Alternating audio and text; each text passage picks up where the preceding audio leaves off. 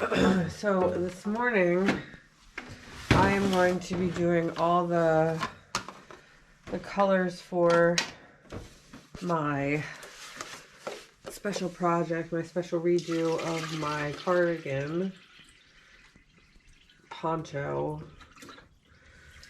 So we're going to first get all the dyes mixed up. All the yarn has been soaking. So we are going to mix all the dyes. It's 13 degrees out right now. It is so cold in this garage. Okay, so we are going with all of the, for this project, I want it to be like a muted gray, like a muted neon with gray and some black speckles. So we are going to, it's going to be muted, so it's going to be very little like pops of the fluorescent and then gray and then some black speckles. So the gray is going to be, for 4 skeins, we're going to do 6 grams of gray. And then each of the fluorescents is going to be 4 of the pinches. So 4 of the pinches. 4 of these for each one. So it's going to be very light, very muted, but absolutely gorgeous. So I'm going to put my mask on now, and I'm going to get all of the fluorescents. I've already done the spearmint, which is my fluorescent green. I'm going to do all of the fluorescent colors, and then we're going to measure out all the gray that we need. So there's 1, 2, 3, 4, 5 trays yet to do. So we'll need 5 batches of the silver gray and then 1 each of the fluorescents that are left. So because that door is closed, now I'm going to be putting my mask on, and I'll turn some music on while you guys watch me.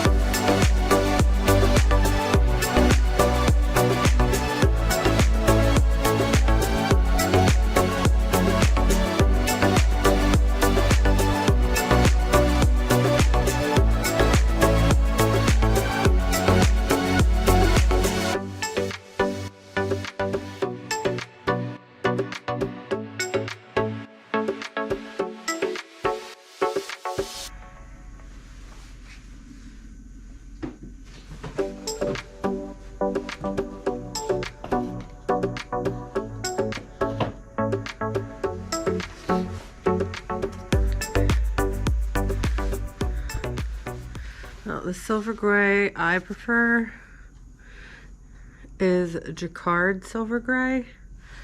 This particular, so there's a Dharma silver gray and the Jacquard silver gray. I feel like the Dharma silver gray breaks too much. There's always like when I use it to try to do like a solid silver, there is like blue streaks in it. So, and what I find is that the Jacquard silver gray is a more solid color, like it doesn't break in liquid form. So I use that for colorways like silver, anything where I have to do like a silver color and I don't want blue streaks in it. So that's what I'm using for this, because I want it to be an actual gray color and not have silver streaks in it. Or, I'm sorry, blue streaks in it. It is so cold out here that I need to put gloves on underneath my gloves because it is so cold.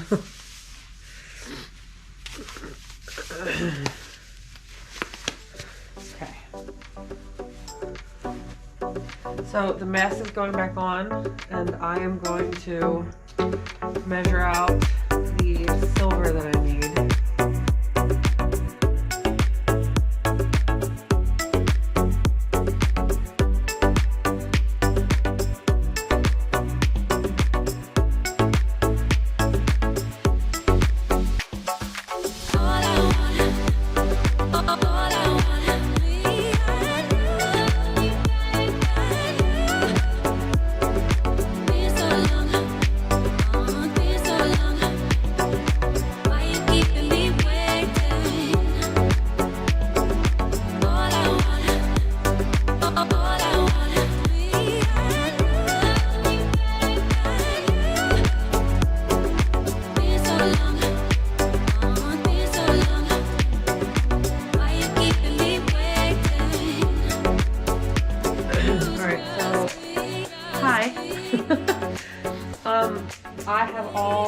I've mostly cleaned up my area now, and I have mixed all of the silver gray, but I just want to test something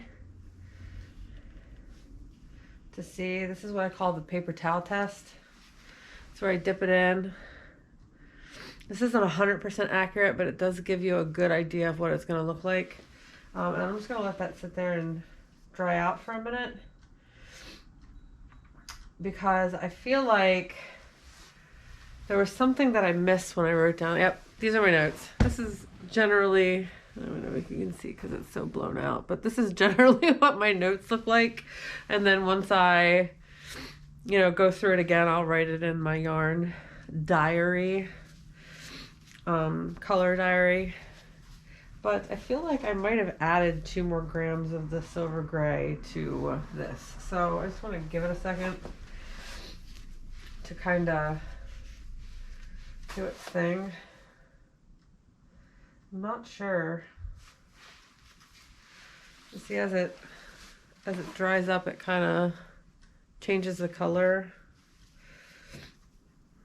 a little bit. So I'm gonna go take my little break and get my wood stove started and let that dry up a little bit and see if I need to maybe add a little bit more to each silver gray. So be back with you in a sec.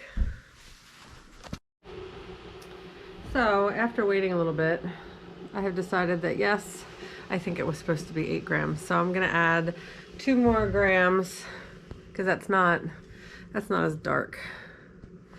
That's not as dark as it is on the yarn. So I'm gonna add 2 more grams to each of the pots, and then we're gonna get started.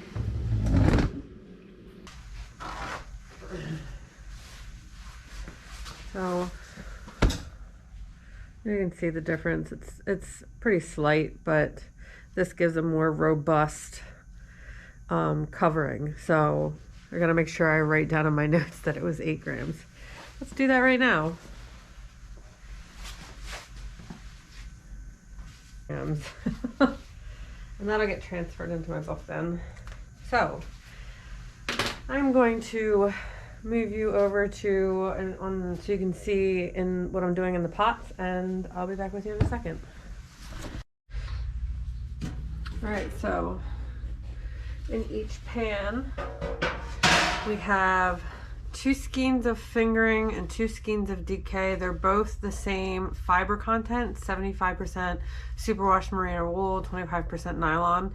Generally, I try to keep, if I'm gonna dye different weights of yarn, I try to keep it to the same fiber content in the same pan, or I just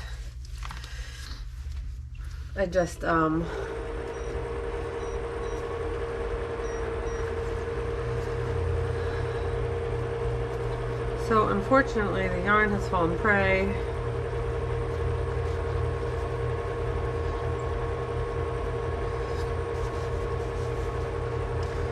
The yarn has fallen prey to everything else in this garage, so we're gonna let that heat up a little bit.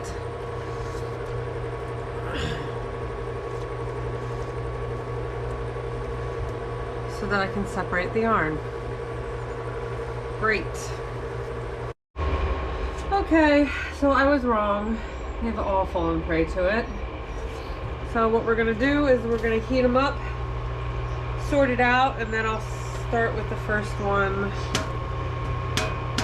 The first one I heated up after I get them all kind of warmed up a little bit. Okay, so I guess I'm gonna have to change tactics for pre-soaking the yarn because evidently that's not gonna work out. So I'll be back with you in a moment once I get all these fixed. All right, kitties. All the yarn is thawed out now. Hooray! So, I'm starting with the first one that's thawed. It's not as hot as the others. And I mean, I guess in the grand scheme of things, we're going to be turning this right on anyway. I don't know. I'm a little disappointed. So we're going to I start with these skeins twisted.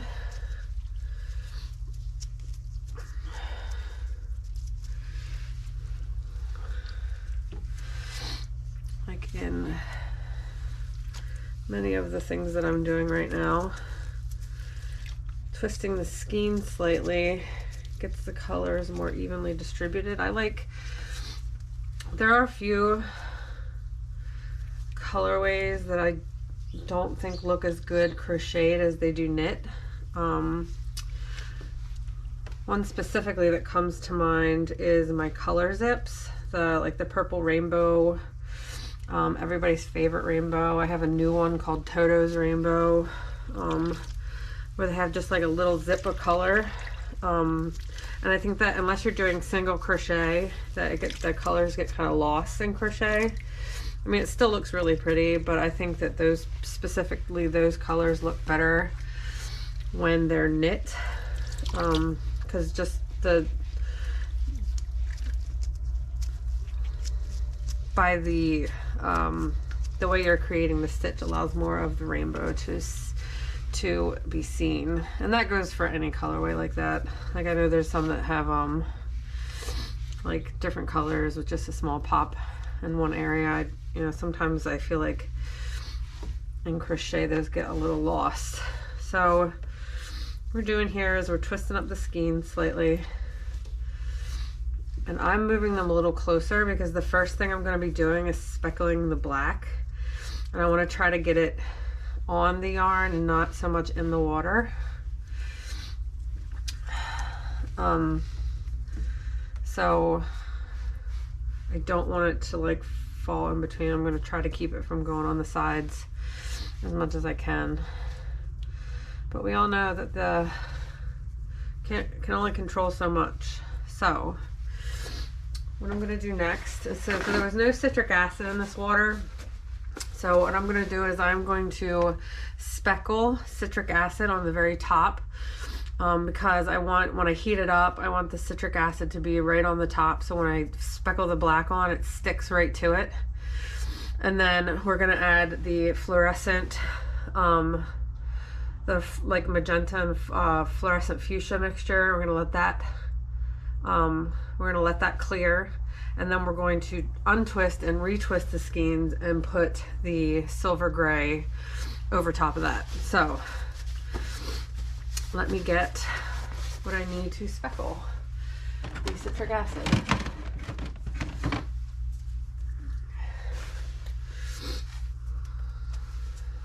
And we'll add more citric acid. I'll add more citric acid. Like I'll put the fluorescent fuchsia in, then I'll let it start to clear, and once that's pretty much clear, I'll show you how I'm going to add the citric acid in.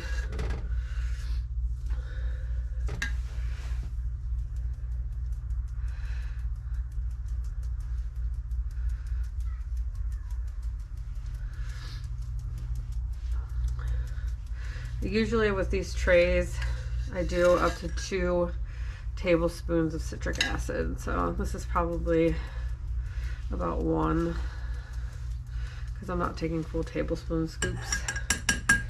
So, and now we're going to turn on the heat. And I want these to heat up pretty quick this time. So I'm going to have this one set to 375 and that one set, or yeah, 375, and this one set at 300, because I want this to heat up real fast. And then we'll speckle on the black, let that set, and then we'll start adding our colors in.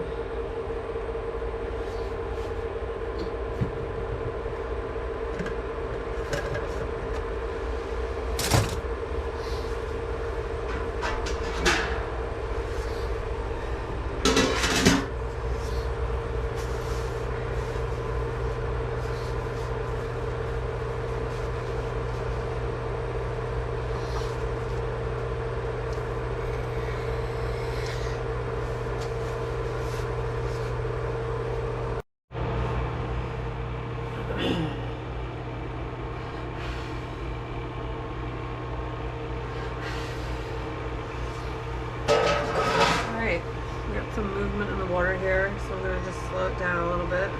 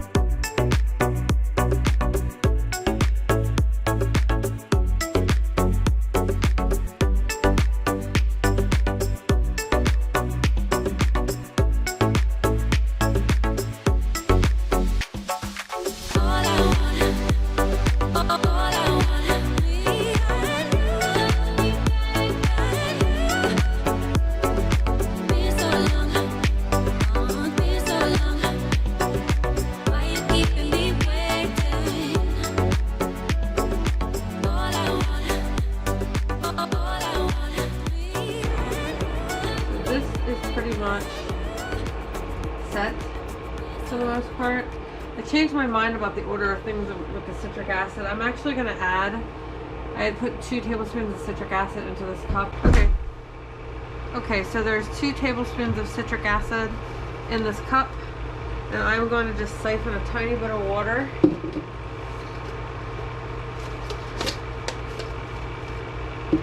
Off of this to mix that up.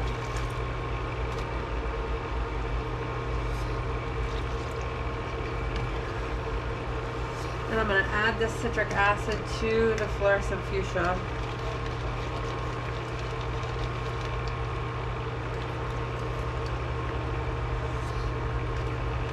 Okay, so I'm going to separate these a little bit because we do want the color to fall in between.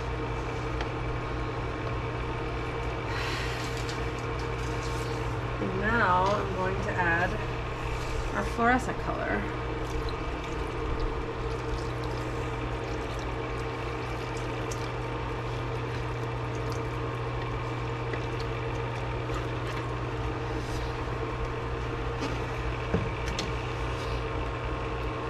And we're going to let that run until it clears.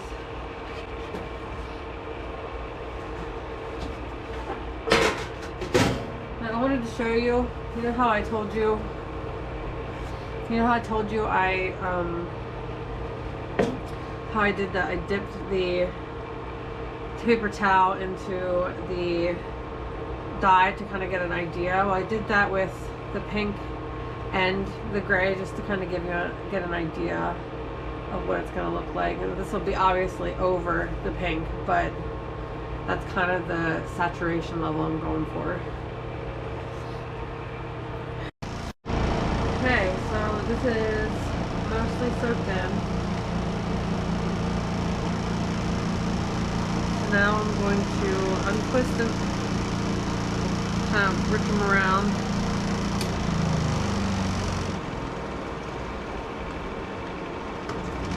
I'm going to retwist.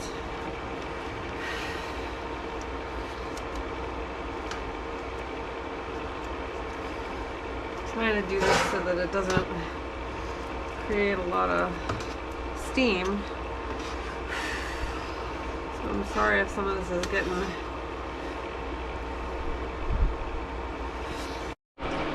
Alright, I had to re-switch the angle that I'm filming because the steam is just too much right now. So I've twisted, untwisted, and retwisted to kind of expose some of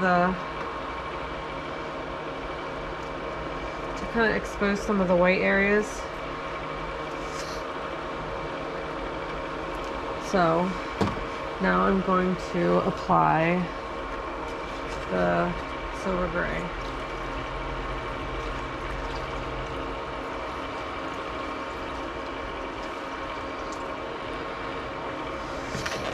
And we are going to let that go until it runs clear.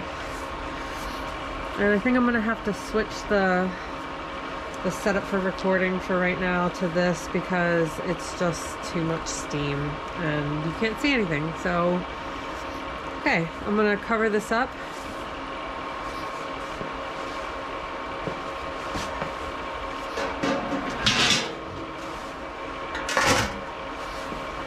I'm going to bump up the heat back up because there's more water, and because the air temperature is so cold, we have to go pretty high with these right now to get it back up to temperature.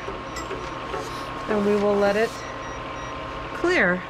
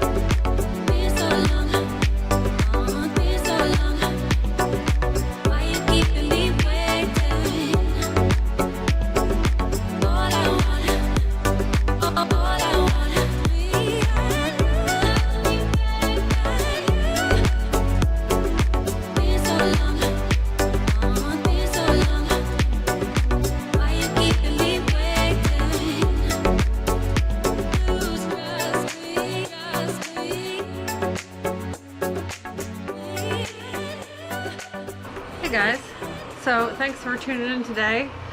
Aside of the little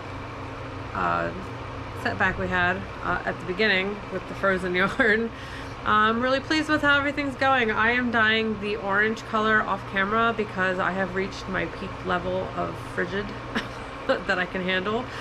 So thank you for tuning in and hanging with me while I do this little yarn dyeing thing that I do. So like and subscribe. I will see you in the next one.